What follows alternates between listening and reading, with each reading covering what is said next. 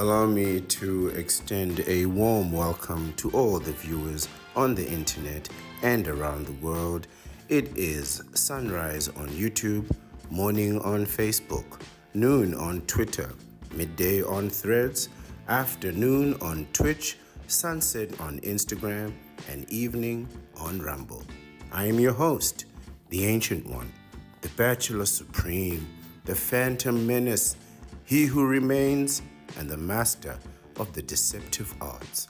We are broadcasting live directly from the sanctum of solitude and the citadel at the end of time.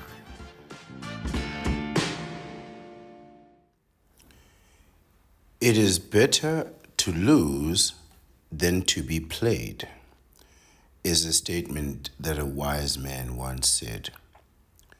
My question is there really a difference between losing and being played? Good evening, everyone. It's the Bachelor Supreme, the Ancient One, and the Phantom Menace. I have returned with another simply structured video with very simple graphics. In today's video, I wanted to analyze the mentality of jealousy. And you'll see on your screen, today's article is Why Are People Jealous? And we will be exploring some, not all, but some of the reasons for envy. But as usual, we will look at this article from the perspective of having had a vasectomy and the perspective of a bachelor and a vasectomite. And what we will do is look at the reasons behind jealousy and how these reasons might affect you as a liberated bachelor and in particular a vasectomite. I will demonstrate quite simply, I hope, why you need to keep your vasectomy a secret. And this is something that, quite frankly, I don't really talk about too much. I mention it in passing, but I want us to, as we look at this article, I want you to think of it in terms of having a vasectomy and why you shouldn't really tell people about your vasectomy. And in earnest, you don't really know how people will react to it based on the situation of their life or based on what they're going through currently in their own existence, right?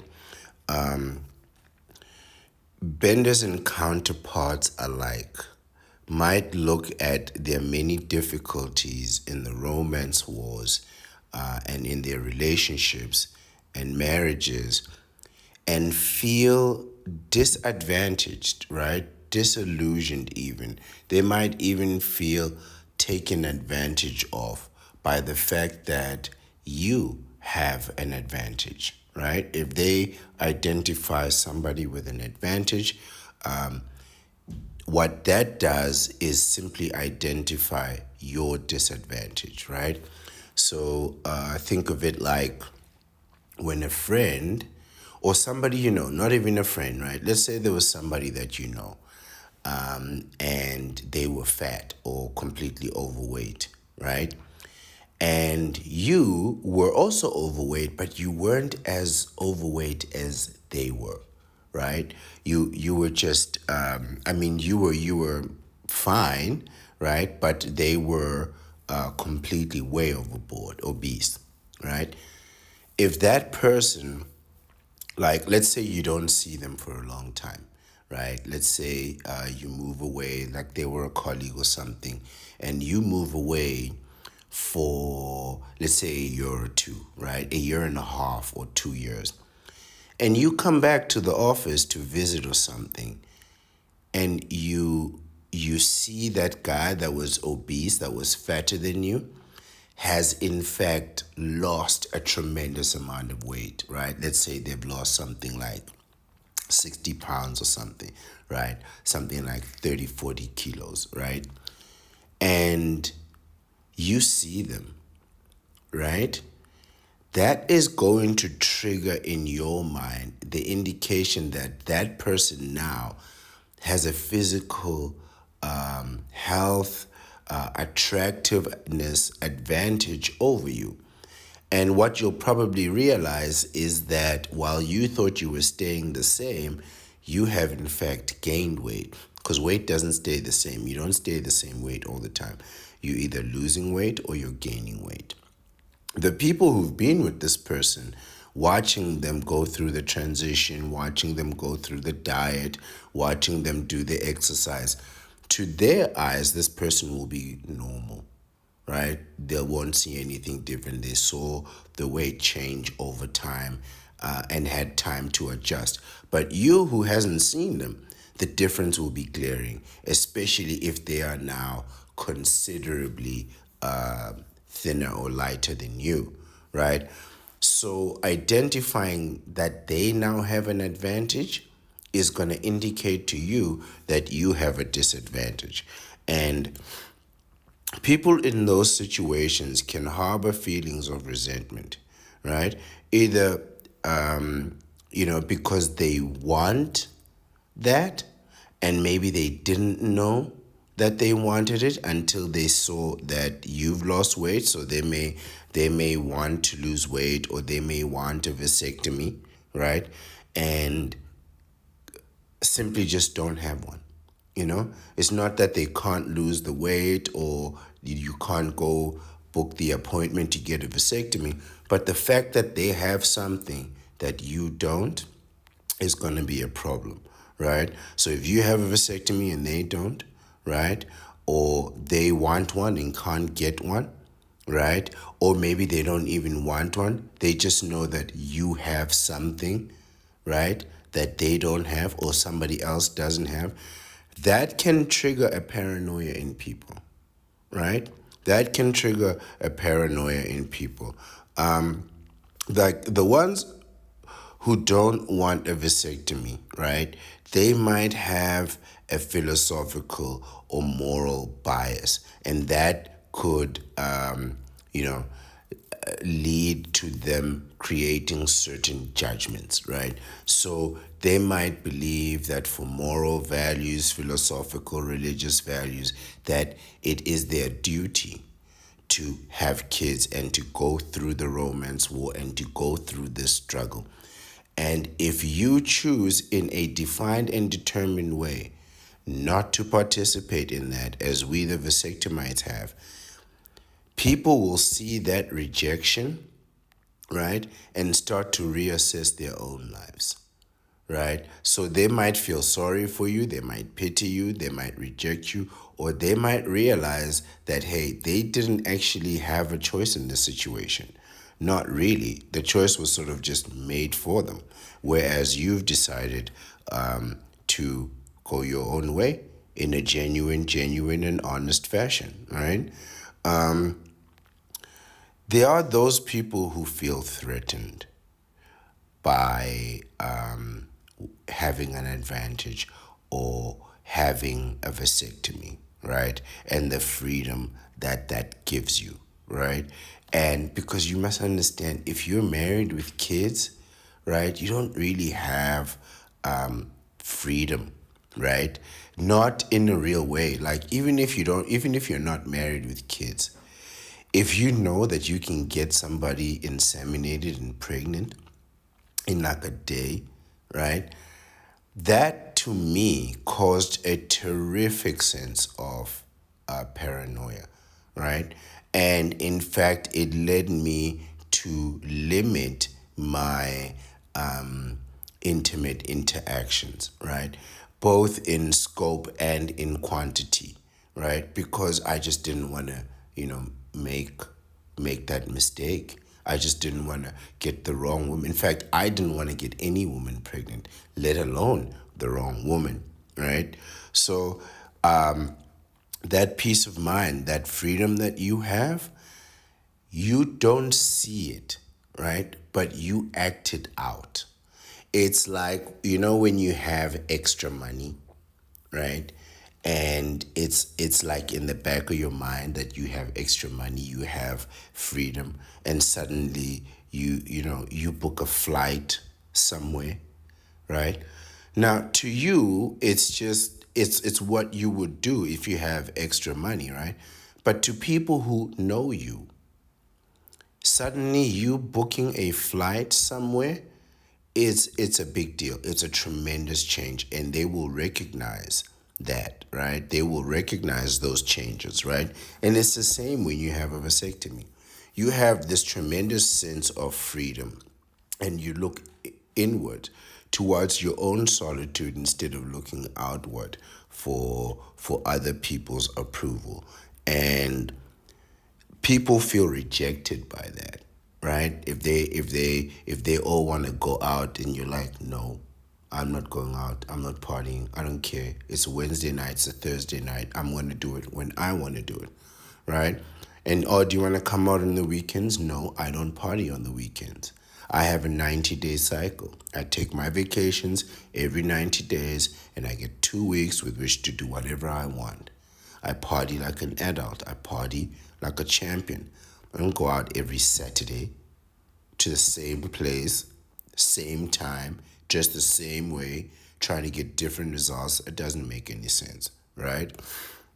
Now, people can also project their insecurities onto you, and their insecurities don't so much come from that they're scared what you're gonna do, but they're scared that you will do to them what they would do to you or to other people if they had the power of the vasectomy, right? So there are guys like that are absolutely obsessed with the acquisition of women, right? They think the more women they sleep with, it makes a difference somehow, right? They think as long as that number is high, that they are successful somehow. And if they got a vasectomy, they would say, well, if as soon as I got a vasectomy, I would date as many women as I possibly could, and I'd be careless and I'd be reckless and do all those things, right? And they think that you will do that yourself, right? So they'll project what they think they would do if they got a vasectomy, and I'm telling you, you don't know what you'll do when you get a vasectomy, right? I was one of those that thought the same way. I thought, man, I'm gonna go wild once I get this vasectomy. No, no, it really isn't like that. There's a reality to this, right?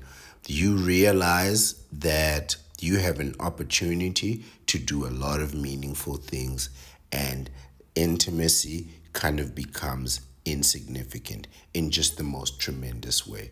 It's nothing more than a social activity, really. Like, there's no biological intent there, right? So that kind of projection will trigger paranoia, fear, even a little bit of jealousy and envy. Because they'll see you have this freedom and they'll say, well, why don't you use the freedom in this way or in that way? And it's like, no, it's not your freedom.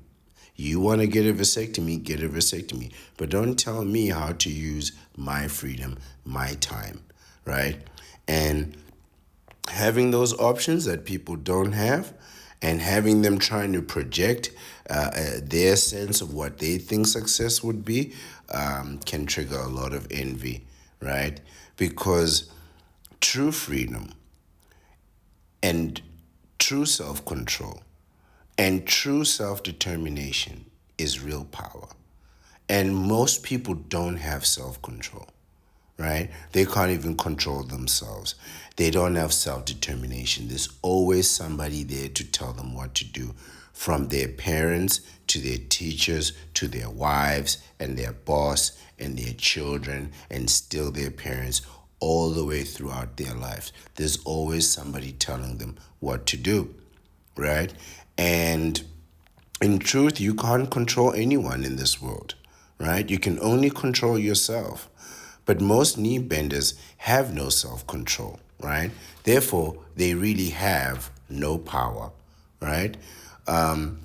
People who are made to feel jealous or made to feel a loss of power and self-determination, they seek to regain that power through retaliation, right? And they will find someone or something to attack, and they will attack you because you have a vasectomy, right? They will absolutely do that. I mean, people will attack you because you have something that they don't. You have a car they don't, they'll attack your car. You have a computer and they don't, they'll attack the fact that you have a computer and they don't. In fact, they may very well damage that computer deliberately to make sure that you don't have anything. Like, it could be the slightest thing. You could have a book that you like to read, and people will attack that book just because you have something, right? I've seen people attack even the slightest thing. They'll attack the fact that you got a haircut, right? You'll get a haircut, just an ordinary haircut that you always do, but you skipped a week, so your hair was a little bit rough, and then you went and got a haircut, and they'll attack that, you know? They'll attack your success, they'll attack your failures, and they'll attack your indifference, right? But intelligent people experience this the most, and in just various ways, like gaslighting, which is like a form of reverse psychology, right? But mostly, what you'll find is you'll be engaged in extremely meaningless arguments, right? So you'll find that you would have researched a topic, right? You'd have read these articles and found this information, and then you comment on the information that you've researched and discovered, right? And then what you'll find is that when the statistics and the logic and the facts aren't on people's side, they will then start arguing about how the logic and the facts and the deductions make them feel, right? It's not what you said, it's how you said it. But you have to understand that being wrong makes people feel terrible. Being corrected makes people feel inferior, right? So when you give them right information, even if you offer it up front, the fact that they didn't know the information means that intellectually they are inferior to you. You know something they don't know. This is a provable fact. This this goes against all of a person's notions of self-confidence and achievement, right? You believe that you can do whatever you want, and you can be whoever you want. You can be CEO by 34.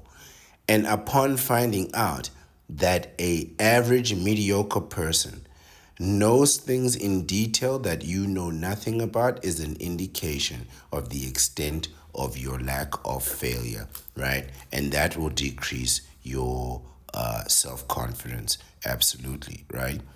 Intelligence insults people's sensibilities. And that's why when you speak hard truths to people, the messenger gets attacked, right? Very often the messenger will get attacked because you are making people feel inferior by giving them information that either they don't know or they don't want to know, right? So that can make people envious. Intelligence absolutely makes people envious. Even successful, famous people, right? That are very boisterous in their way and have an air of self-confidence about them. They can engage an intelligent person who is calm, right? And that fire that they exhibit will be dimmed by the intelligence, right? Because you're using incomparable slang and all kinds of things. And somebody who's gonna come and be, you know, understandable and logical and organized in their message and isn't just spitting in their microphone because they're trying to be animated, that can be intimidating to people, right? Because people use their animation as a way to intimidate you, but you counter that with intelligence and You just eliminate that. And when you eliminate that, you leave them nothing to work with, right? And that can be problematic, right? And you don't know how people will respond to that. But while I was meditating on the information and the insights that I got from these articles, it got me thinking about what it is really that rubs people off the wrong way about bachelors and vasectomites in particular. And then I started to think about purpose, right? I asked myself, what really is the purpose? What is the job really of the bachelor life?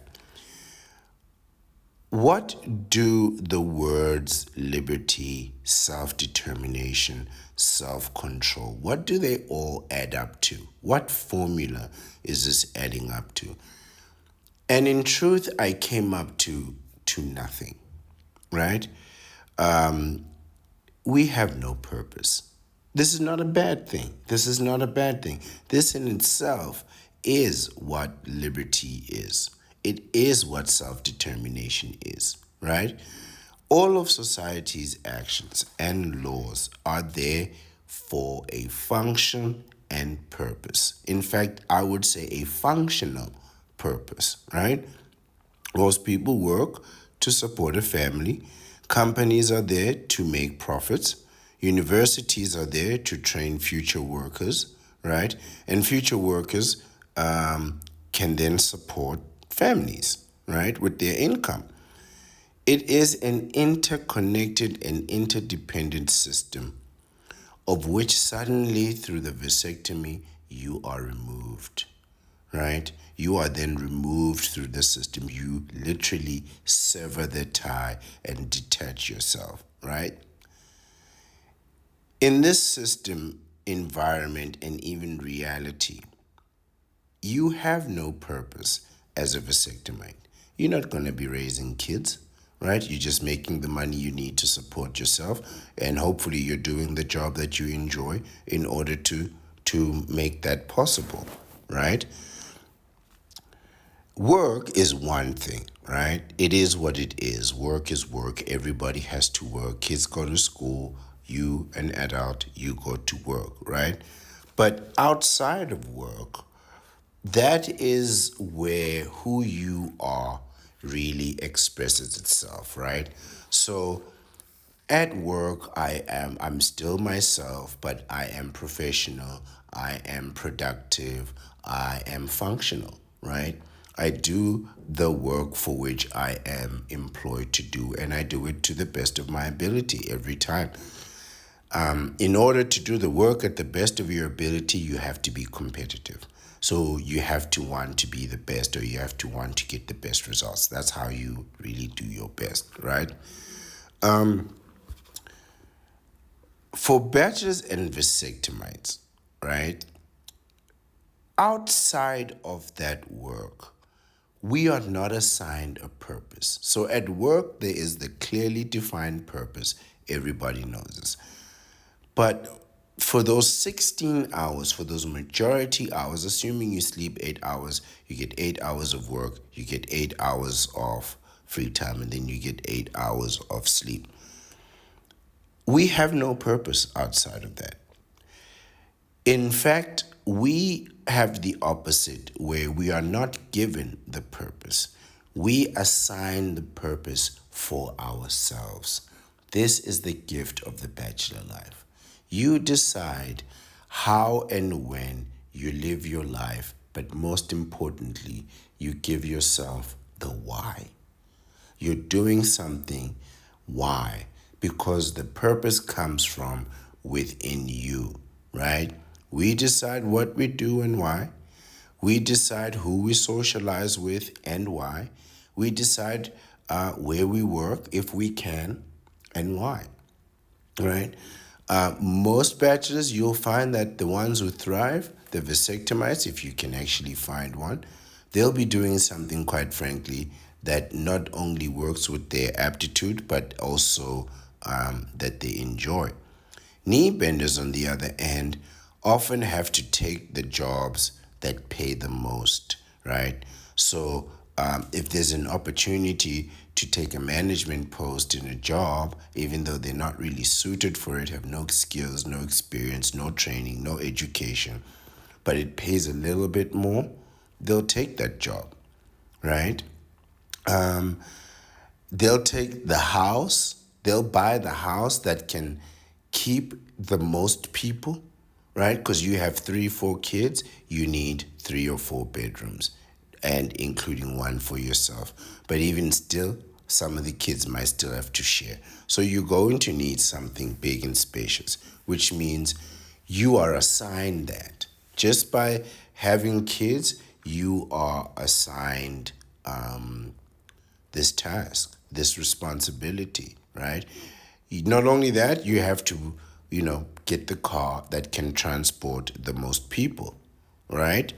Now, this isn't your problem as a bachelor, right? Because you don't have to deal with these issues and you didn't cause them, right? The knee benders cause their own issues and they have to deal with that, right? You have to buy that house and you have to buy that big car. But you cannot underestimate the pressure and the frustration that knee benders are constantly under. And the resentment that they can have because you don't share that suffering, right? The resentment can flow and flow directly to you, right?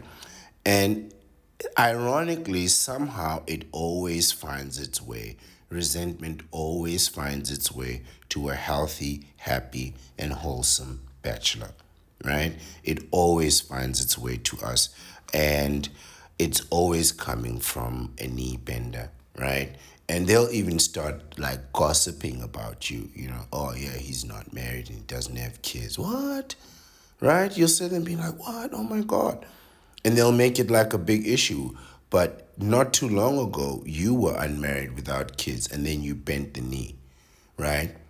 Forgetting that for like 15 or 20 years before that, they promised that they would never bend the knee. They would never bend the knee. And now that they bent it, all they do is talk about how happy they are after they bent the knee. And then as soon as they divorce, it's a completely different story. These people are bipolar. You can't rely on them, right? You can't rely on them. But you can rely on the idea that being a bachelor, the older you get, the more entrenched in your solitude you become, the more resentment you can harbor from people. And today's article is really going to give us some insight as to how and why people become jealous and what are the causes, right? And the title is, in fact, Why Are People Jealous? Exploring the Reasons for Envy. It says it was last updated not too long ago, 2025, March the 12th. It was reviewed, and I'm going to assume it was edited by, it says Audrey Kelly, LMFT. I'm not sure what that abbreviation is for or that acronym is for. And Majesty Purvis, forgive my pronunciation, Majesty, of your last name. And acronym LCMHC. I have no idea what those acronyms mean or what they stand for, but let's jump right into the article. The introduction says, Why are people jealous? What the research says. There are a number of theories on the reasons why people experience jealousy, whether it's over what other people have that we don't, or have accomplished by means of resources, privilege, opportunity, or hard work. It seems like jealousy has always been part of a human being. That's very interesting. They just assert that everybody has the capacity for jealousy in them. That's very interesting. One theory is that jealousy was how our early ancestors defended themselves from infidelity according to evolutionary psychology. So jealousy is a defense against infidelity. I mean, that just means you just can't trust people, right? That just means you can't trust people. Where are we? One theory. Oh, no, no, we already read that, right? From infidelity, according to evolutionary psychology. Today, we've taken the theory and applied it to more rigorous scientific study. Let's see. One study, researchers induced jealousy by stimulating the left frontal cortex, which contains the frontal lobe parts of the brain. Researchers have long studied the frontal lobe and found it's essential for controlling emotions. While neuroimaging studies of the human brain and jealousy are relatively new, evidence shows that jealousy has a lasting impact on the brain. So if somebody feels jealous over you, or you induce the feeling of jealousy, that resentment has a lasting, enduring feeling. So if somebody indicates jealousy for you, you can be certain that that's going to be there for a while. It's not just going to go away. So you need to find a way to distance yourself from somebody like that. It continues. These studies may explain some of the challenges that come with jealousy. It may also mean that you are not alone in experiencing the feelings and psychological changes accompanying this emotion. So, you also feel some jealousy, right? But it's very interesting to know that it does exist within everybody.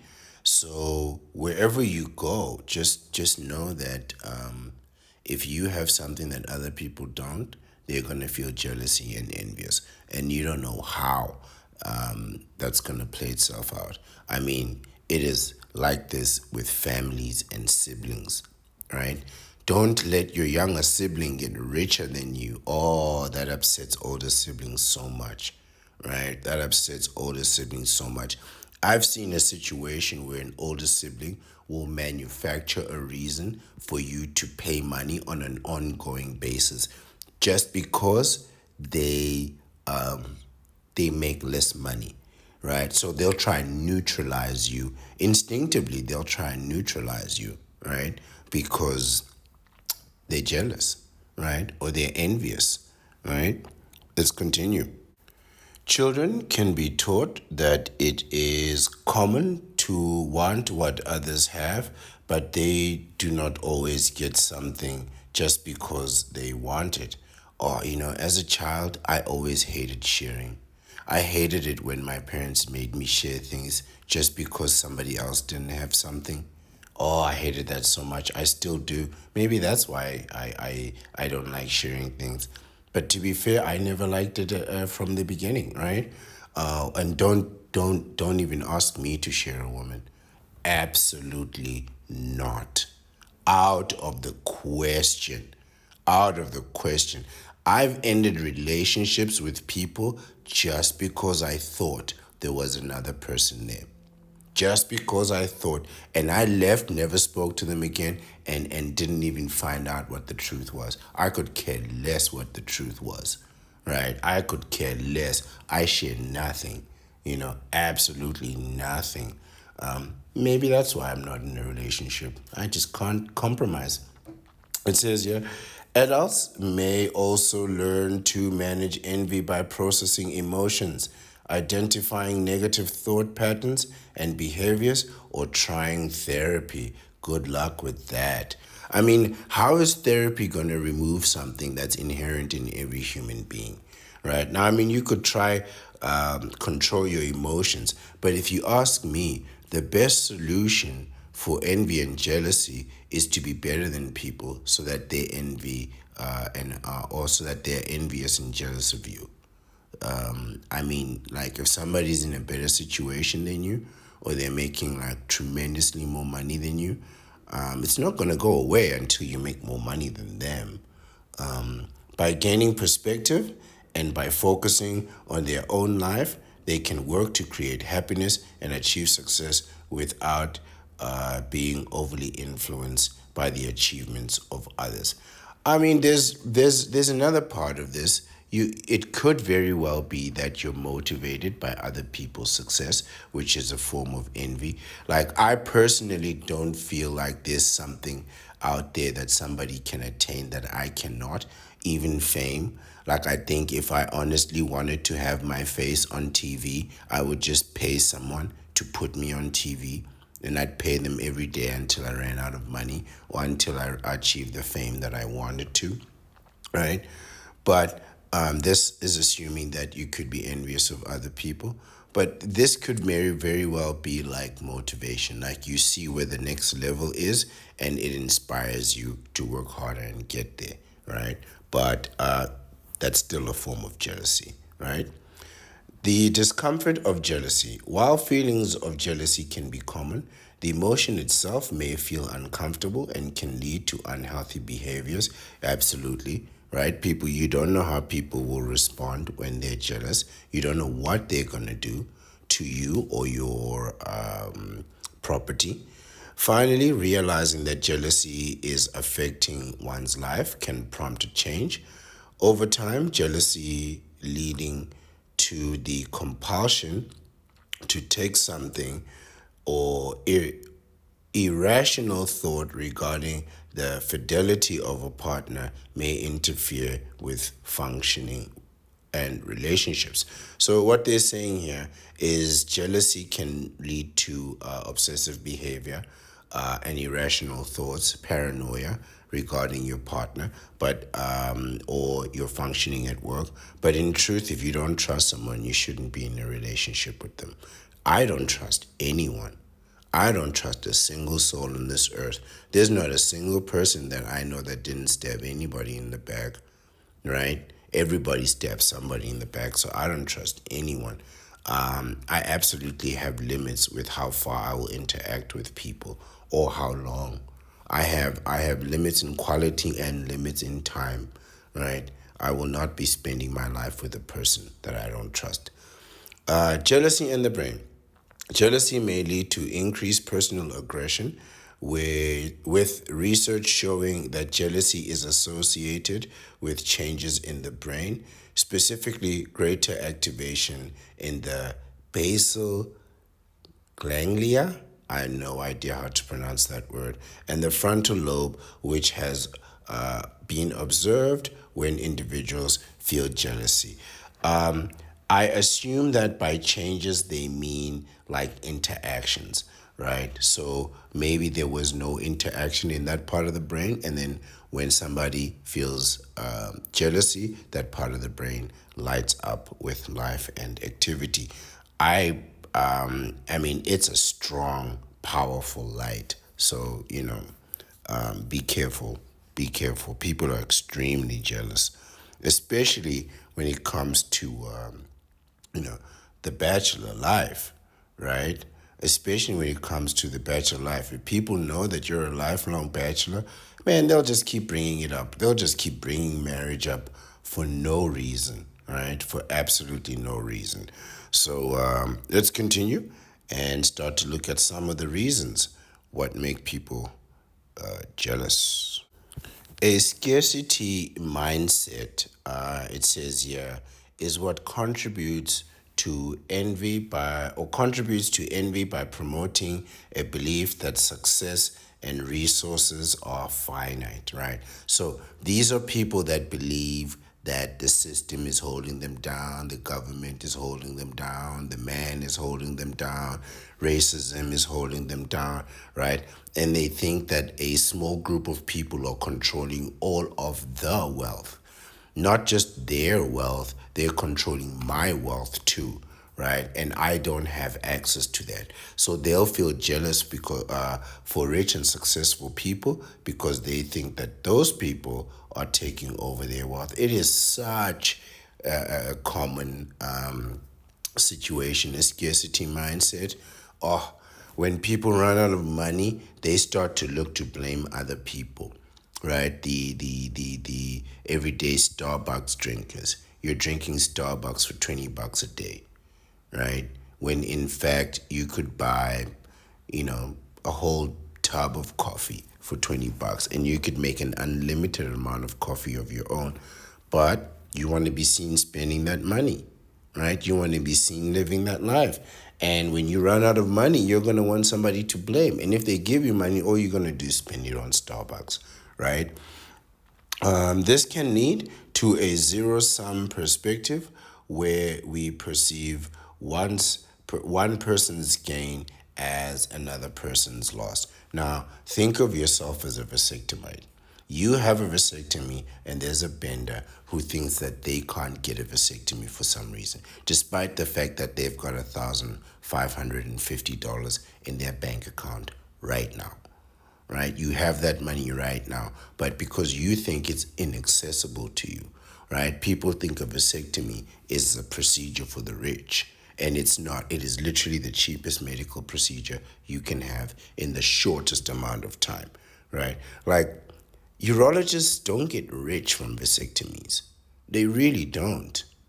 It's like, I mean, you pay, but it's not like giving childbirth. Now there's a lot of money. There's a lot of money, right? Let's continue. Envy versus entitlement. Envy is an emotion that may cause you to feel that you want or need what someone else has, and sometimes jealousy stems from it. Yes, entitlement, right, is absolutely the root of envy, right? People think that they should be CEO by 24. I have an MBA. I should be CEO by 24, but you've never started your own company, right? But you feel that you should be there. Some people just feel entitled to get, resources just because they're alive. And this, for me, is really the father's fault. Like, you shouldn't be having a child that you can't sustain, man. And now here your kids are out there being envious of other people and what other people have and the advantages that their parents gave them, right? And in truth, they should be looking to you. You should be providing a trust fund for your kids, right? Instead of them going around being jealous, right? It may be first experienced in childhood. Most jealousy is. For example, a child may desire a toy belonging to another child. I experienced this myself many times, and I hated it. If the child in the example throws a tantrum until their parents rush out to purchase the same toy that someone else has, they may be learning a sense of entitlement. Well, I mean, you're the parent who's going to buy the toy. It's your kid. Go buy the toy. The message given to the child is that if they want something belonging to another, they have the right to have it. This is the problem with entitlement, right? It's never a situation of you wanting, you know, something of your own. You're always out wanting something that other people have, right? And that's just not right. And that's just not right. So, you know, I think, the best thing is just for you to go get your own stuff, right? But not everybody can. Not everybody can, in truth, right? Let's continue. Unfulfilled desires is the next one. It says, when personal aspirations remain unachieved, so you failed. You thought you were going to be CEO by 34, and you're still in the call center, right? You're still in the call center after all these years. You thought you'd be a great accomplished lecturer, right? In a prestigious university, but you dropped out of school. It didn't happen for you, right? You almost graduated. You know those people? I almost graduated. No, you didn't. No, you didn't. Anyway, when personal aspirations remain unachieved, witnessing others attain similar goals can ignite feelings of injustice and longing, prompting envy towards those who have realized what one still yearns for. Oh, this is so true. Oh, this is right at the core of it, isn't? When you wanted to be a great bachelor, You wanted to be like the Bachelor Supreme, right? You wanted that freedom, that confidence, but now you're stuck with 10 kids, huh? Terrible, right? And you think that the ancient one took your bachelor life from you, right? When you should have went and got that vasectomy, right? You seen this in graduations all the time. When somebody graduates, right, and people who didn't graduate who were right around him, like they don't see your grades, they don't see your progression, they don't see your studying, they don't know what level you are at university. So when you hit them with the I'm graduating, I'm finishing my degree, oh, that rubs people off the wrong way, especially if they were studying and failing all along and you just don't have what it takes. Oh, that pisses people off. Oh, people get upset. When you graduating, that's why women are so proud of their degrees, right? Because when they got it, oh, the envy was so rife. And you know, women, they don't graduate like at high levels, right? Men graduate all the time. Not as many men as you might expect, but way more than women. So when a woman graduates from university, she's not just rubbing it in the men's face, she's rubbing it in the women's face. This is really an insult to all the other women, right? It's really to telling them like, nah, we are not the same, right? We are absolutely not the same. And it's really about standards. And women, I'm gonna tell you something. Every woman wants a degree. Every woman wants a degree, a law degree, a medical degree. There's not a single woman, if you go at like high school age, primary school age, secondary school age, there's not a single woman that says, oh, I don't want to get a degree and I don't want to go to university. All of them wanted it. All of them, all of them, all of them. And if there's just like a small few of them, like 3% of the population in the US, women have degrees, like it's something like ridiculous, like 3 or 2%.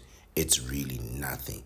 And knowing that they all wanted it, I mean, you can't blame the women for rubbing it in their faces because they know the envy is real.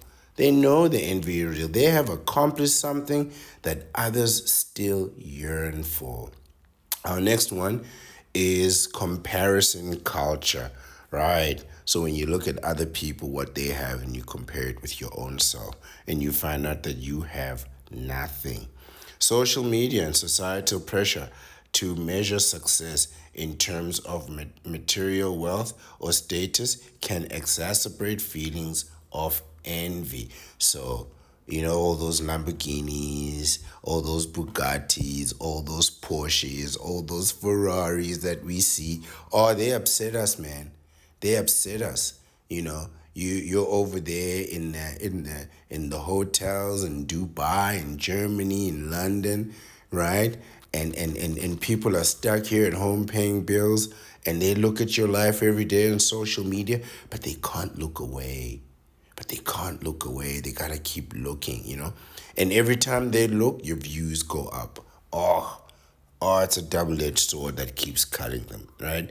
The constant exposure to curated highlights of others' lives creates unrealistic benchmarks for success, wealth, and happiness, which can manifest as feelings of inadequacy and subsequent envy.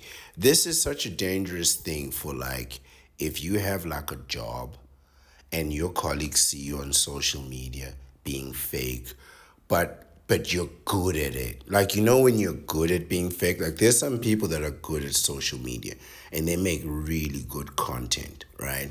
And they'll be able to put themselves in the middle of that content that makes themselves and their lives look great. And then the people at work, they're not going to appreciate that.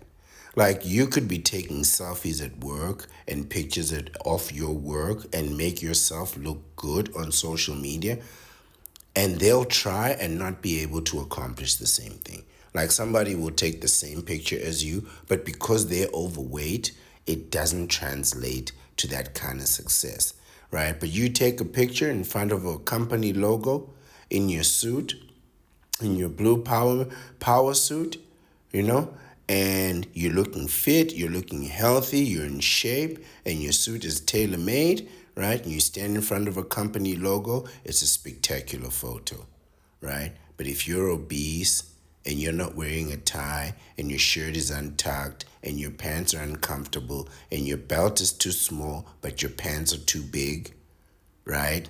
And they're folded at the bottom, it's never going to look good. So social media has a way of distorting even like, you know, two people can take the same picture and get a completely different result, right? And social media can be like that. Like, I mean, you could be terrible at social media, right? But you could be fake also, right? It could be something completely fake.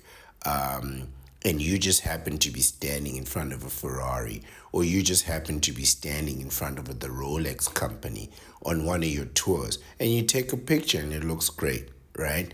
Now, people are going to associate you with a Rolex, as very well they should, but is it really real?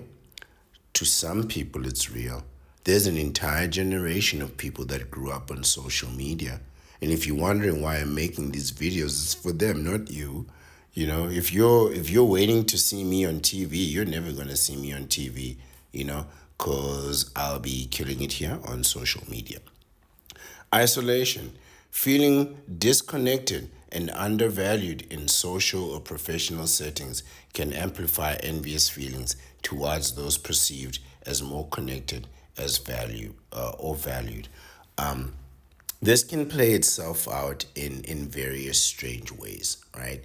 So there are people who want to be popular and liked by other people, and then there are bachelors who don't care, right? And what happens is when you don't really look for the fame, or the popularity, you gain an air of mystery about you that makes people interested and it makes them want to know. People who want to be popular, they try to achieve that through overexposure, which, unless you're like a superstar or a celebrity who's getting paid to be seen, if you're always being seen, it gets frustrating to people because they get tired of looking at you. Because now we're just looking at you for no reason. But people want to be seen, right? They want to know that they are being perceived and valued and connected, right? This sense of alienation, right, can intensify envious feelings towards those perceived to be more successful or integrated. So if you're popular and people think that you're taking away their popularity or whatever the feeling is, that could be problematic, right? That can be problematic. Let's continue.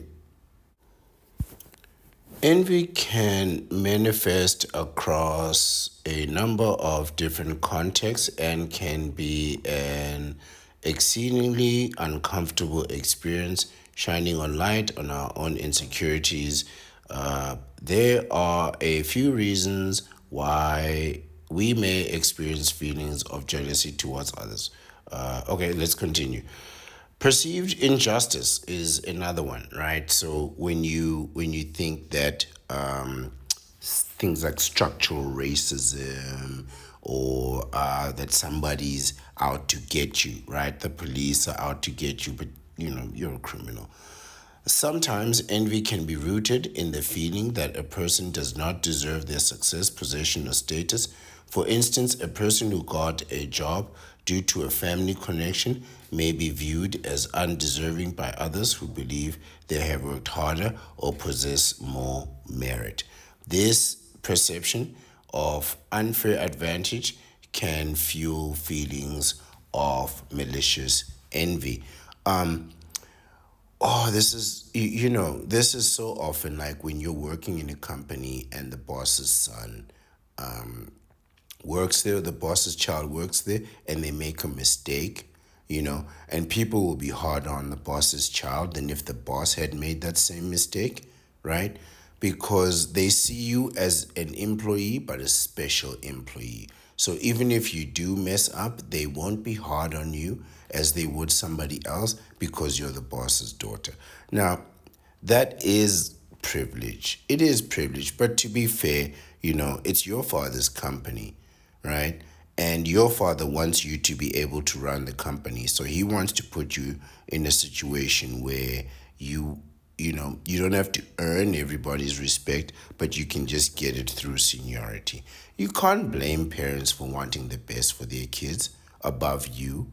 Where are your parents? Why didn't your dad build a company and make you the CEO one day? Right? Why are you out here looking for work, and when you get it, you get upset that rich people are taking care of their kids, right? When you should have just got a vasectomy and not had those kids.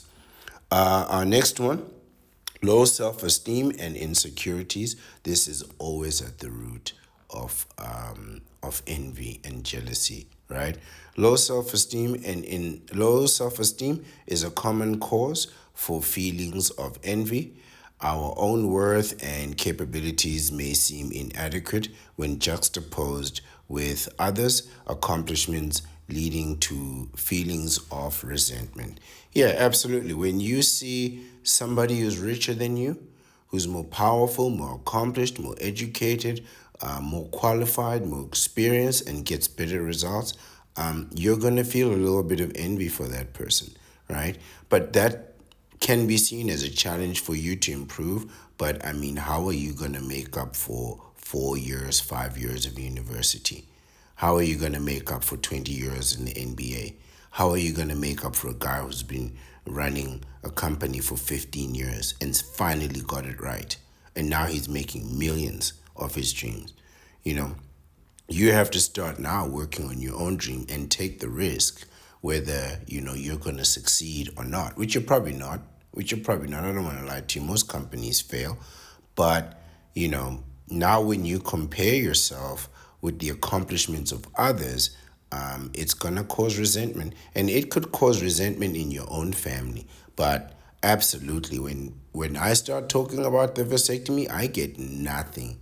Like, I get no pushback, no feedback, no love, no hate. It's just dead silence, right? Which tells you that there's something going on there, right? There are men who are still looking for traditional wives. It's 2025, 2026 around the corner. And there's a guy talking about he wants a traditional wife in 2025. Are you being serious? Are you being serious with yourself?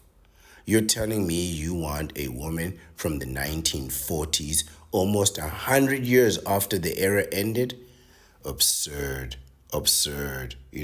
But it says here, sometimes we may not even be aware that our antipathy towards another person is rooted in envy, making it crucial to address confidence issues as they arise. Oh, yes, yes. Like, people may not even know that they're showing envy. They might just say it's like, oh, I don't like his spirit, or something about his spirit doesn't speak to me, right? It's not the guy's spirit. You're just jealous. You're just jealous and envious. Like, the person whose spirit you're talking about, his spirit doesn't even know you exist, right? So, I mean, your problems are all rooted inside of you. This is very clearly states that is that people's envy and insecurities and low self-esteem, in fact, comes from recognizing their own failures compared to somebody else. Somebody who, quite frankly, doesn't even know that you exist. Jealousy in relationships, romantic or not. Now, this is a big one. This is very common, right?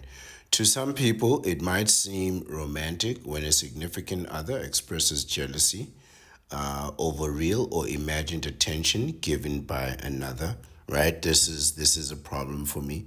If I'm with a woman or if I'm with a counterpart and suddenly they're giving their attention to somebody else, that's a big problem for me, because I'm a single-minded person, right? I'm a single-minded person, and I'm also a person who, quite frankly, doesn't need to be here. So if I'm making the effort to come out with you, remember, I'm a vasectomite, so I'm not here looking for somebody to raise my kids. I'm here because I like you. I'm here for a social interaction. So if I'm here with you in a social interaction and you go give your attention to somebody else, the likelihood that you come back and I'm still there is very low. Like, unless I'm feeling very polite, or I'm minding my manners, then I might remain. But I don't have the impulse and the intuition to stay beyond a situation that goes outside of my comfort. Like, I don't need all that. Right? I really don't need all that. So if I'm with you and I'm paying to spend time with you, but you're spending time with somebody else, let him pay. Why doesn't he buy you the drinks? Why didn't he put fuel in his car and drive you around town? You know what I mean? If he's so important to you, then let him pay. Then let him pay. I'll pay for someone else. It's nothing to me. I was going to buy these drinks anyway. I'm either going to buy them and give them to you, but since you're busy with somebody else, I'll just buy the drink and give it to somebody else. What difference does it make to me? Makes no difference to me. Let's continue. However, if urges that can accompany feeling jealous are not easily managed, it may be time to feel genuine concern, right? Yeah, so, if they're always jealous, even after you tell them that it's not a problem, then it's a concern. This is me. This is me completely. Like, you'll tell me it upsets me so much more when I see an interaction and I say, what was that interaction? And you tell me I didn't see what I saw, because now you're not just insulting my intuition, you're insulting my intelligence. I can't stand that. Don't tell me that what I saw is not what I saw, right? Because now it may be time to feel genuine concern. It can be normal to experience jealousy over a romantic competition or even feel an inferiority complex. No, I'm out. I'm out. I don't share women at all. I don't even compete. Like, if you can't make up your mind, if you can't decide, well, this man or that man, and you still need to make up your mind, then you're obviously not the woman for me. Like, the fact that you can't make a decision, turn off. I can't be with somebody who doesn't know how to choose for themselves. You don't know yourself well enough to know what you like? Turned off. Turned off. However, if a significant other is feeling jealous of others in all work or social in all work or social relationships in their partner's life, it may cause concern. I don't know about all that. I mean, I'm concerned about smartphones, and everyone has a smartphone. So, you know, we need to get over that thing first before we even get to your work husband. You know, maybe I just shouldn't be in a relationship. If someone wants to know the who, when, and where of every movement of their partner's day, that person may have crossed the line beyond jealousy into possessiveness. I feel like they're talking to me here. But in truth, know thyself, right? I'm not the kind of person that should be in relationships. I don't trust anyone. It's not an issue. It's not like I have trust issues. I just have no trust at all. It's not something that I struggle with, right? I'd happily take the long way around if I know it's safe than to take a shortcut given to me by, or advised to me by somebody I don't trust. And since I don't trust anybody, I'm always taking the long way around. And I have no problem with that. I'll find my way. I'll find my way. I always do. Possessiveness may seem like jealousy in the early stages of romantic relationships, but may progress into harmful behaviors. Just get a vasectomy and avoid all this. In truth, when a person exhibits this kind of control over another, it can be dangerous, indeed, it can, and hinder their partner's ability to achieve success and happiness in his or her life. I'm not gonna lie to you. Like, if you think you're being cheated on, you're probably getting cheated on, right? If you don't feel right about a situation, you shouldn't think that you're being paranoid. but you should have the option to leave. And if you don't have the option to leave, that's really where your problems are, right? If you can't leave a bad situation, that's really where your problems are. Because you're going to be cheated on in these relationships. There's affairs all the time in relationships. And if you're already paranoid, that means you don't have trust in that person. And when you find out that the thing that you're paranoid about is actually happening, you need to have the option to walk away. Because when you can't walk away, that walking away is also a little bit spiteful. You need to get some spite in there for yourself. But if you don't have the option to walk away, man, that could be a volatile situation. That could be absolutely a volatile situation. It can be helpful to understand how this emotion affects the brain and how to learn to handle a jealous person that you're in a relationship with. Well, there is a whole nother section about it, where they get into details about all that. But we're going to stop here because I didn't think it was all that helpful for us. But in truth, what you know is that jealousy and envy exists in every person, right? And and when you see your partner engaging with somebody else or flirting with somebody else or laughing with somebody else, it's going to induce that jealousy and paranoia in you. And I don't think you should ignore that. I think you should have the option to walk away, which is why you need to get a vasectomy, right? Because like I know myself, I'm extremely distrusting and just extremely paranoid, right? So I'm actually very much at peace when I'm by myself because I know there's nobody stabbing me in the back, right? There's nobody lying to me. There's nobody lying about me. There's nobody making up things, seeing things differently to the way that I see it, you know? So I'm very much at peace with myself. But a lot of people are still trying to be liked. And being liked has caused me nothing but problems to the point where I could care less, right? I've had just so many problems from wanting to be liked that I really people's approval means absolutely nothing to me, right? It's difficult if I'm your employee and I need to win your approval, but I'd much rather win your approval by excelling in the work and just killing it, rather than trying to get you to like me as a person. Like that's just going to be problematic.